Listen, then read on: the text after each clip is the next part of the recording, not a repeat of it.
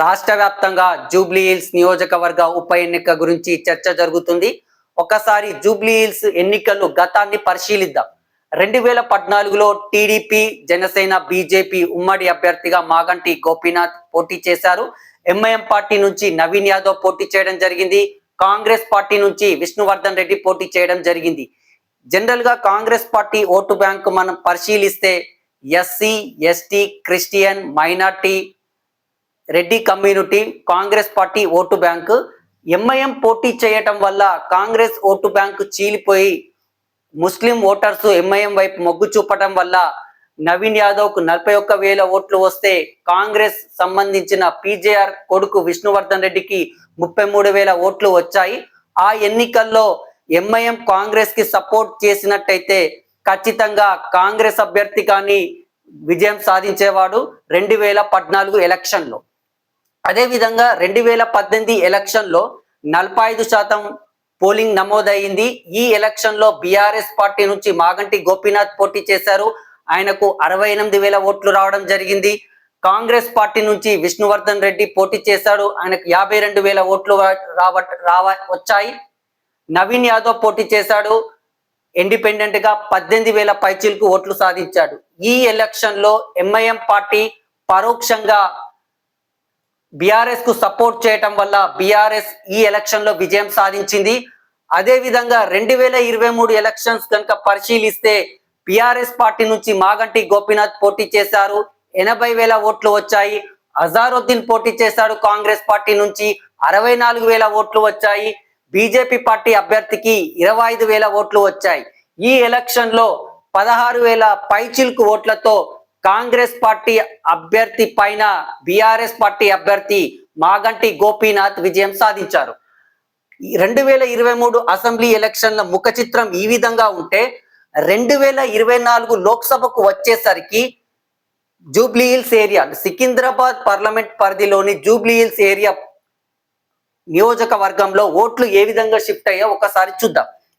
BJP party 64,000 ఓట్లు పడ్డాయి. కిషన్ రెడ్డి సికింద్రాబాద్ ఎంపీగా గెలుపొందడం జరిగింది. కానీ జూబ్లీ హిల్స్ ఏరియాలో బీజేపీ అభ్యర్థికి 64,000 ఓట్లు వస్తే కాంగ్రెస్ నుంచి పోటీ చేసిన దానం నాగేందర్ కి 89,000 ఓట్లు వచ్చాయి.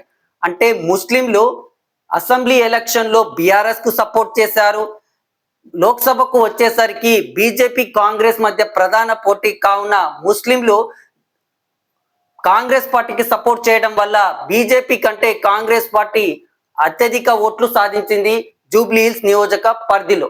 ఇప్పుడు జరుగుతున్న 2025 నియోజకవర్గం ఉప ఎన్నిక గురించి ఒకసారి విశ్లేషణ చేద్దాం. మాగంటి సునీత జూబ్లీ హిల్స్ నియోజకవర్గంలో బీఆర్ఎస్ పార్టీ నుంచి పోటీ చేస్తుంది. నవీన్ యాదవ్ కాంగ్రెస్ పార్టీ నుంచి పోటీ చేస్తున్నారు. జూబ్లీ హిల్స్ నియోజకవర్గంలో సుమారు 4 లక్షల ఓట్లు కలవు. ఏరియా వచ్చేసి షేక్పేట్, రహమత్ నగర్, యూసుఫ్ గూడ, సోమాజిగూడ, ఎర్రగడ్డ, బోరబండ ఇవన్నీ జూబ్లీ హిల్స్ నియోజకవర్గ పరిధిలోని ఏరియాలు. అదే విధంగా మెయిన్ గా ఈ క్యాస్ట్ ఈక్వేషన్ చూద్దాం ఒకసారి.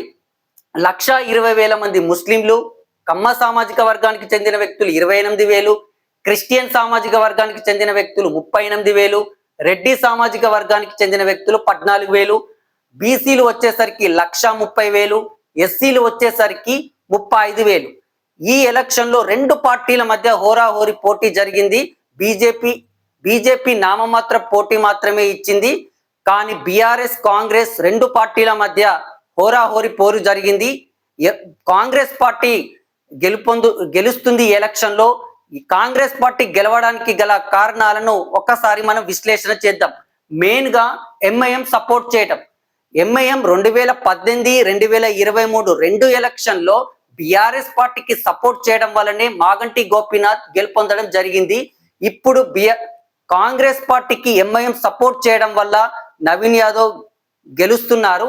అదే విధంగా మన కమ్మ సామాజిక వర్గం ప్రతినిధులతో ముఖ్యమంత్రి భేటీ కావడం, మైత్రివనం ఏరియాలో ఎన్టీఆర్ విగ్రహాన్ని ఏర్పాటు చేస్తామని హామీ కూడా ఇవ్వడంతో కమ్మ ఓటర్లు కాంగ్రెస్ పార్టీ వైపు మొగ్గు చూపినట్టుగా మనకు స్పష్టంగా కనిపిస్తుంది.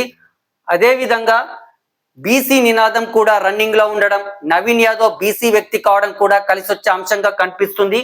కొన్ని ఏరియాల్లో పీజేఆర్ కి చాలా పట్టు ఉంది.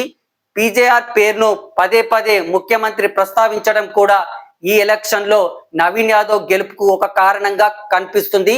మొత్తం మీద జూబ్లీహిల్స్ నియోజకవర్గ ఉప ఎన్నికల్లో మాగంటి సునీత బీఆర్ఎస్ పార్టీ అభ్యర్థి పైన కాంగ్రెస్ పార్టీ అభ్యర్థి నవీన్ యాదవ్ సుమారు 8,000 నుంచి 10,000 పైచిలుకు ఓట్ల మెజార్టీతో గెలుపొందుతున్నారు.